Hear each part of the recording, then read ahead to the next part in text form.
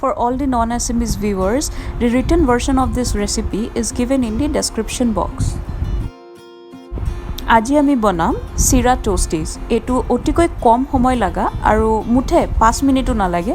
অতিকৈ কম সময়ত আপুনি তৈয়াৰ কৰি চাহৰ লগত খাবলৈ পাৰে। এটো আপুনি অলপমানকৈ তেল দি পেলে টোষ্ট কৰি ল'ব পাৰে, মই যেনেকুৱাকৈ দেখাইছোঁ, নতুবা আপুনি ডিপ ফ্ৰাইও কৰি ল'ব পাৰে। চিৰাখিনি খালি আপুনি যেতিয়া ল'ব তেতিয়া গুড়া কৰি ল'ব, আৰু জহা চিৰা হ'লে ভাল, আৰু নহ'লে নৰ্মেল চিৰা দিও বনাবলৈ পাৰে। এতিয়া প্ৰথমতে আমি বইল আলুখিনি অলপমান মেশ কৰি ল'ম, আৰু তাৰ পিছত তাতে আমি কাজু বাদামখিনি দি দিম। কাজু বাদামখিনি আমি দি উঠাৰ পিছত নৰসিংহ পাত, ৰঙা জলকীয়াৰ গুড়ি, নিমখ আৰু জিৰাখিনি দিব, আৰু তাৰ লগত ক্ৰাছ কৰি থোৱা যোনখিনি আমাৰ চিৰা আছিলে সেইখিনি অলপ অলপকৈ দি আটাৰ নিচিনাকৈ মাৰি ল'ব।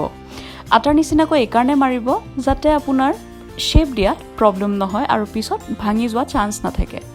এতিয়া আমি হাতত 20-30 গ্ৰামমানকৈ এটাকৈ সৰু লাৰু এটা ল'ম আৰু তাক নিজৰ মতেদি আকাৰটো দিম। মই এনেকৈ ফ্লেটকৈ বনাইছোঁ কাৰণ মোৰ এই শ্বেপটো ভাল লাগে। আপুনি ইচ্ছা কৰিলে ফিংগাৰ্ছৰ নিচিনাকৈও বনাই ল'বলৈ পাৰে, আৰু আপুনি ডিপ ফ্ৰাই বা মই যেনেকৈ সেকি লৈছোঁ অলপ অলপকৈ এনেকৈ আপুনি সেকি ল'বলৈও পাৰে।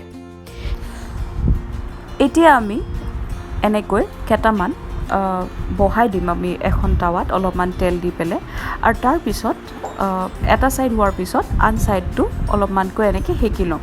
যিহেতু সিজিবলৈ একো বস্তু ইয়াতে ভিতৰত নাই, গতিকে বেছি সময় নালাগে, অতিকৈ কম সময়ত এইখিনি তৈয়াৰ হ'ব। হয়নে একদম ইজি এটা স্নেক?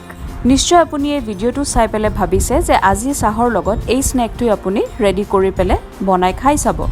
আপুনি যদি মোৰ চেনেলটো ছাবস্ক্ৰাইব কৰা নাই তেনেহ'লে ছাবস্ক্ৰাইব কৰিব আৰু এই ভিডিঅ'টোক লাইক আৰু শ্বেয়াৰ কৰিব। ধন্যবাদ।